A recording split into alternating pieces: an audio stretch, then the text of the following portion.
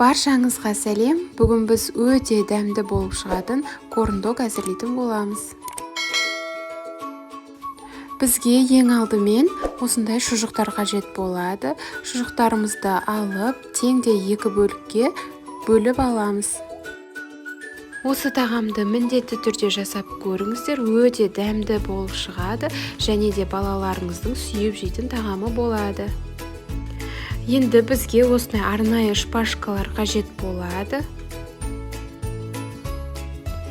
Бөлінген сосискаларымызды алып, осылай шпажкаға қадап шығатын боламыз.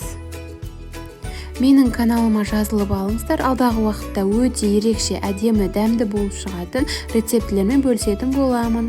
Келесі кезекте біз клярын дайындап алатын боламыз. Ол үшін осындай арнайы ыдысқа бірінші сүтімізді құямыз да, оның үстінен 1 жұмыртқа салып, 2 шай қасық қопсытқыш қосатын боламыз.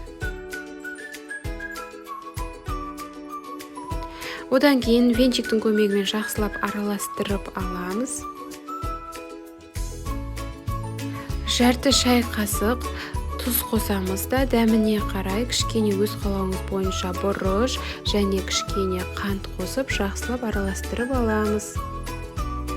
Келесі ұнды қосып жақсылап венчикпен араластырып аламыз.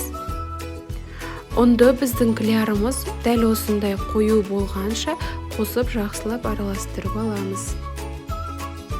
Ал енді дайын болған клярымызға сосискаларымызды алып, осылай араластырамыз да, қызып тұрған майға жақсылап барлық бетінде осылай араластыра отыра қызартып қуырып аламыз.